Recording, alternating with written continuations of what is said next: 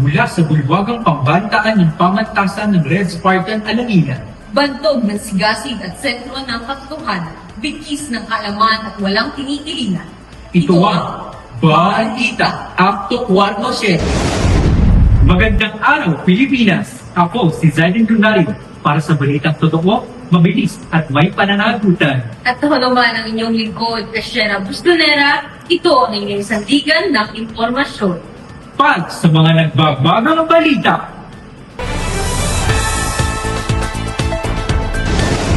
Para sa ating unang ulat, patuloy ang mabilis na pagwasak sa Northern Sierra Madre, legal at illegal na pagtutroso at mga kumpanyang iniimbestigahan ng DENR dahil sa pagbaha at landslide. Mahigit 25,000 residente ang nakangan habang unti-unting nauubos ang gubat na dapat na nagpoprotekta sa atin. Narito si John Benedict Babuyo para ihatid ang balita. Naging matunog na muli ang bundok na tinatawag nila ngayon ang pumabasag sa lakas ng bagyo. Ito ang kabundukan ng Sierra Madre. Tinagurian itong bulukod ng Luzon. Dahil sa haba nitong 1,400,000 hektarya, humigit 500 kilometro, pinaghahatian ng 10 lalawigan sa bawat bagyo na dumadaan sa kalupaan ng Luzon. Pinatunayan iyan ng nasabing bundok noong nagdaang bagyong si Uwan. Kasabay ang pag-ingay ng kanyang pangalan ay ang mga pagsuloy din ng mga kumpanya na sumira sa libu-libong puno at mga hayop at maging sa pilitang paglilipat at paglilikas ng mga residente doon. Ang ilan sa mga nangunguna sa malawakang pagkawasak at pagkawalay ay ang mga sumusunod na kumpanya: Timber Concessionaries and Industries Development Corporation, Pacific Timber Export Corporation, Benson Realty Development Corporation, San Roque Sawmill Corporation at ang CKY World Trading. Ayon ito sa mga tala ng DENR. Samantala, nagbabala ang grupo ng Sierra Madre Network Alliances dahil sa walang tigil na pagkakalbo ng kagubatan. Mas lumalala ang pagbaha, pagguho ng lupa at paghirap ng kabuhayan.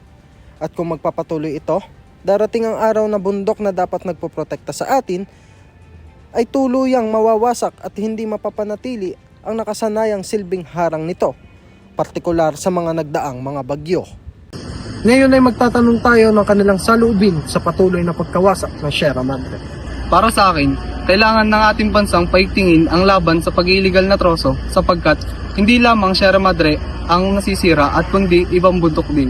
Marami ang nagiging apektado ng baha at landslide na kung saan nagiging resulta ng pagkamatay at pagkasira ng mga ari-arian. Maraming salamat po, Ginoo, sa inyong mabutihang pagsagot sa aming panayam.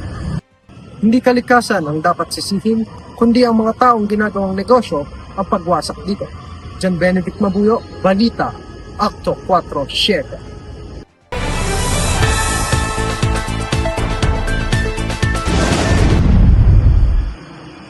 Sa sektor ng kalikasan, patuloy na nanganganib ang Sierra Madre dahil sa iligal na pagtroso, kaingin at malalaking proyektong pang-infrastruktura.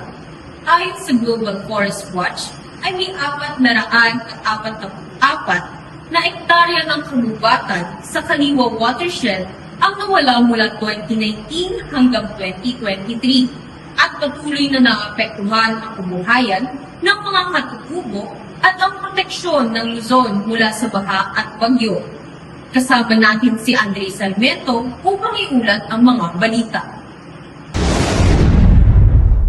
Patuloy na nanganganib ang Sierra Madre, hindi lang dahil sa iligal na pagtutroso at kainin, kundi dahil sa malalim na korupsyon at malawakang proyektong pang-infrastruktura gaya ng mga dam at pagmimina.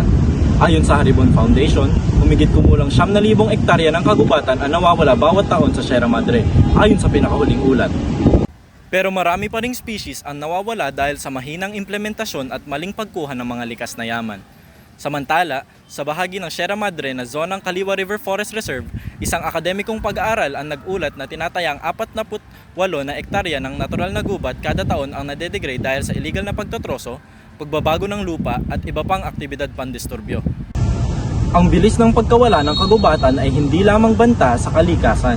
Naapektuhan ang kabuhayan ng mga katutubong komunidad at ang natural na proteksyon ng Luzon laban sa baha at bagyo. kung hindi kikilos ng mas malakas ang pamahalaan sa pamamagitan ng mas mahigpit na regulasyon, malalim na pakikipagtulungan sa komunidad at audit sa mga proyekto, maaari nating masaksihan ang tuluyang pagkasira ng Sierra Madre. Hindi lang ito usapin ng puno, ito ay laban para sa kaligtasan ng kinabukasan ng buong bayan. Andre Sarmiento, Balita, Akto 47.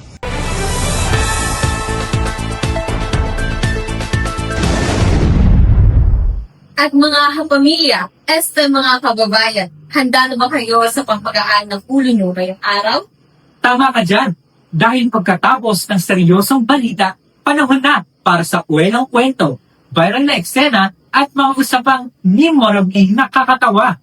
Kaya, trending check muna mga kababayan, kasama ang ating bashing ng lahat, Aaron Garcia.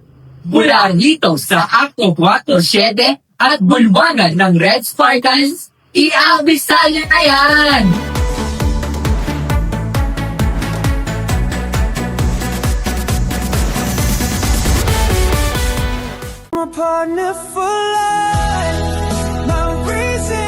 na namang super typhoon ang paparating. Ililigtas ko ang mga tao. Yes, go share.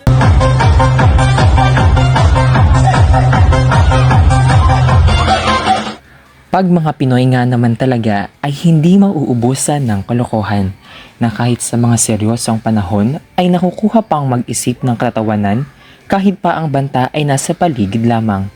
Likas na sa atin na kapag may bagyo, hindi lang baha ang naagos, pati mauutak na content kayang palabasin kahit may peligro.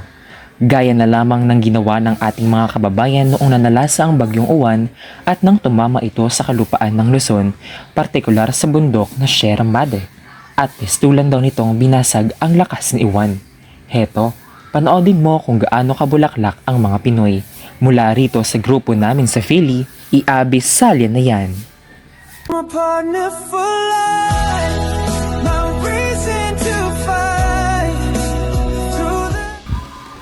Over naman sa sacrifice, kuya. Baka subukin ka talaga.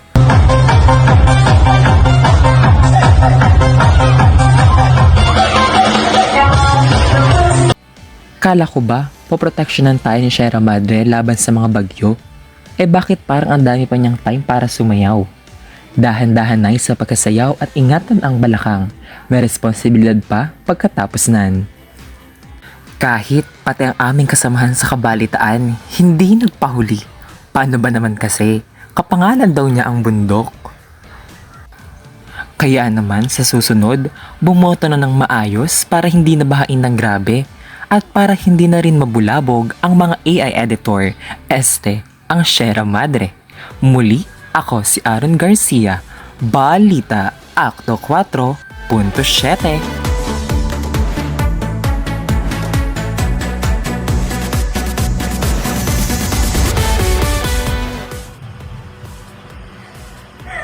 Maraming salamat, Aaron. Naruso ka at talagang ninamay mo pa talaga ako. Oo nga, pero eto ha, napansin ko lang, kawag nga ng iyong ngalan ang Sierra Madre. Ang Sierra Madre. Diyos ko. Oo na. Kaya nga siguro nagsaservisyo rin ako para sa bayan upang protektahan ang ating bansa. Ngunit, maging ito man ay nakakatawa para sa iba, ay mahalagang alagaan natin ang ating kalikasan, di ba sa iba? Tama ka dyan, Sierra. At higit sa lahat ay ating suriin ng mabuti ang nakikita natin online. At iyan ang kabuuan ng mga balitang laganap sa buong daigdig sa hinaharap ng bansa. Sa kabutihan man o hindi, nakatutok kami buong araw at gabi. At mga kababayan, 24 na araw na lamang ay Pasko na. Muli, narito kami sa paglalahad ng katotohanan. Nagsisilbing liwanag at aksyon sa masa sa kapanahunan. Ito ang Balita, Akto 47.